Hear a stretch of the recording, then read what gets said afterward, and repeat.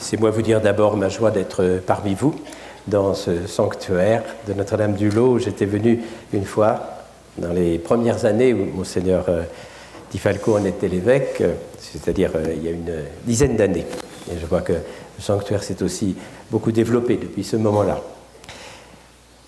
Je retrouve sans doute un certain nombre de personnes qui sont venues à Lourdes, dont en particulier le directeur des pèlerinages de ce diocèse.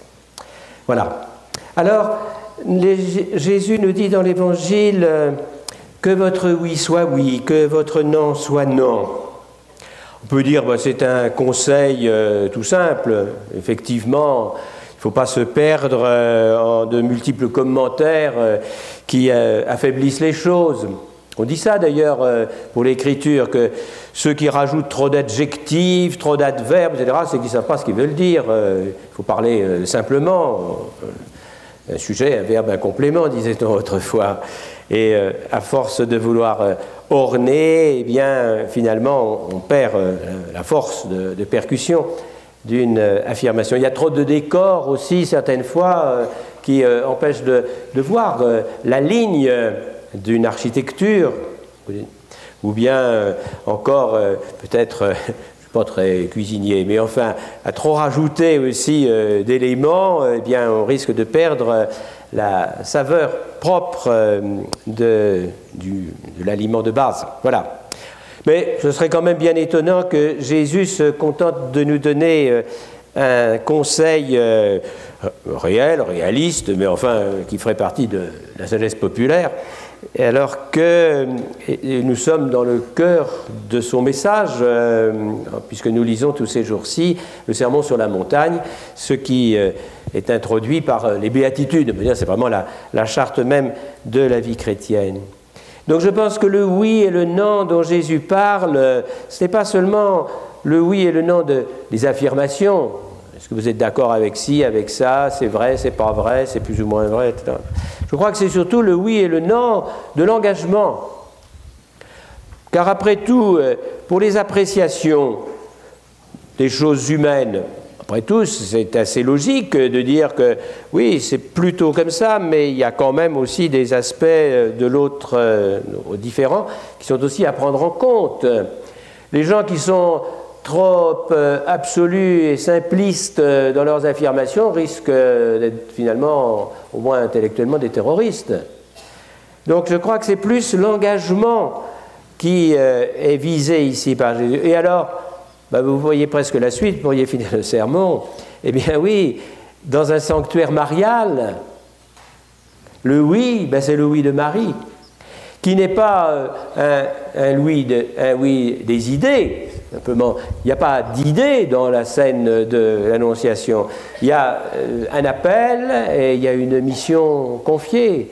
Et à cette mission, effectivement, elle répond oui. Alors nous avons d'autres exemples aussi à travers toute l'histoire biblique. Nous avons en particulier les oui d'Abraham, des oui successifs et des oui qui sont apparemment de plus en plus difficiles. Au début, il faut quitter son pays. Bon, c'est des nomades, après tout, on s'en va. Bon. Mais ensuite, il faut accepter la promesse d'une descendance, alors que ce couple est stérile. Accepter cette promesse contre toute vraisemblance. Et puis, plus loin encore, accepter ce que Dieu semble demander, la mort de ce fils qui, par miracle, est venu. Qu'est-ce que Dieu pense? Et Abraham dit oui, non pas par aveuglement, mais parce qu'il a vérifié dans sa vie que les promesses de Dieu, elles étaient solides, elles étaient fiables et elles menaient vers la vie. Et qu'il pouvait donc aller plus loin sur ce chemin. Il y a au contraire des oui mais. Vous savez, dans l'Évangile, celui qui voudrait suivre Jésus, oui, qui dit « Bien sûr, je te suivrai, mais laisse-moi d'abord dire au revoir à ma famille, régler mes affaires, etc. » Et Jésus dit à ce moment-là « Bien non, celui-là n'est pas digne du royaume de Dieu. » Quand Dieu se manifeste dans le Christ, dans la personne de Jésus, il nous demande un engagement total. Et un lieu de pèlerinage, c'est entre autres un lieu où nous pouvons regretter, puisque les lieux de pèlerinage, celui-ci tout particulièrement, mais bien d'autres lieux de pèlerinage marial, sont des lieux de réconciliation, c'est-à-dire où Dieu nous pardonne nos refus, nos lenteurs, nos lâchetés, nos paralysies. Mais c'est surtout des lieux de réengagement, car ce oui, il n'est jamais définitif. Il a toujours à continuer de s'approfondir. Le oui de Marie, j'y reviens, il était parfait au total, au début. Rien n'y manquait. Mais il a eu quand même à grandir. Et à grandir jusqu'où? Ben, finalement, à grandir jusqu'à la croix. C'est-à-dire au moment où Jésus lui donne un fils qui n'est pas son fils. Elle change de fils. Et elle accepte, elle est là, la preuve qu'elle accepte, c'est qu'elle reste avec les disciples et qu'elle prie avec eux et elle est là au Cénacle au moment de l'envoi de l'Esprit Saint. Alors puissent nos oui à chacun aller sans cesse s'approfondissant.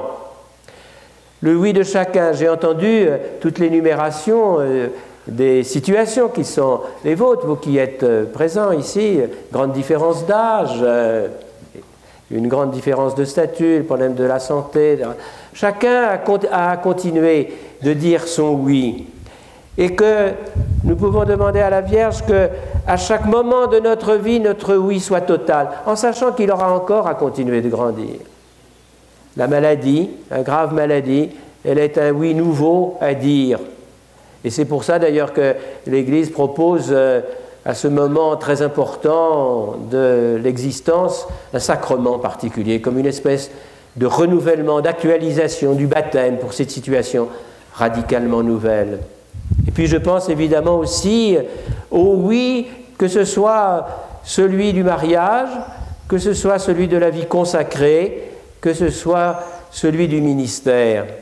On disait autrefois, c'était une expression, une paraphrase pour dire que des gens se mariaient, on disait « ils vont se dire oui ». C'était une belle phrase, après tout. Elle était simple, et ce oui, il comportait la fidélité, il comportait une sorte d'exclusive. C'était un oui à quelqu'un, avec la grâce de Dieu, en sachant que nul ne pouvait prévoir ce que serait la vie, mais que sur ce oui, appuyé sur le sacrement et la grâce du sacrement, on pouvait effectivement engager toute sa vie. Ça peut être le oui d'une vocation à la consécration ou au ministère, qui peut être un oui secret qui est dans le cœur et qui grandira, qui traversera peut-être des épreuves, mais s'il est authentique et si l'on recourt aux moyens ordinaires de la grâce et que l'Église nous donne, de la prière, de la lecture de l'Évangile, du partage avec d'autres, du témoignage. Alors, si c'est vraiment un appel de Dieu, il se manifestera, il pourra se concrétiser. Et puis, pour ceux ou celles qui sont engagés dans la vie consacrée, ou qui sont engagés dans un ministère, que ce soit ministère de diacre, de prêtre ou d'évêque, là aussi, le oui était complet au moment des vœux, au moment de l'ordination, et cependant il a continué de grandir. Et alors, confidence finale, on peut dire que, étant maintenant retraité, l'évêque retraité, bon, c'est pas très drôle. Bon, eh bien, il y a un nouveau oui qui est aussi à dire à cette situation qui est envié par certains dans le civil, mais on ne voit pas très bien ce que c'est qu'un prêtre ou un évêque retraité. Eh bien, j'espère que ce passage à Notre-Dame-du-Lot m'aidera à aller plus loin dans cette ligne du oui. Invoquons Marie, elle qui n'a jamais été défaillante dans son oui, elle à qui Dieu avait fait une grâce spéciale pour un oui exceptionnel, unique dans toute l'histoire humaine qu'elle avait à dire. Et ce oui, c'était son fiat et la grâce toute spéciale qu'elle avait reçue pour pouvoir dire ce oui invraisemblable, c'était la grâce de l'Immaculée Conception.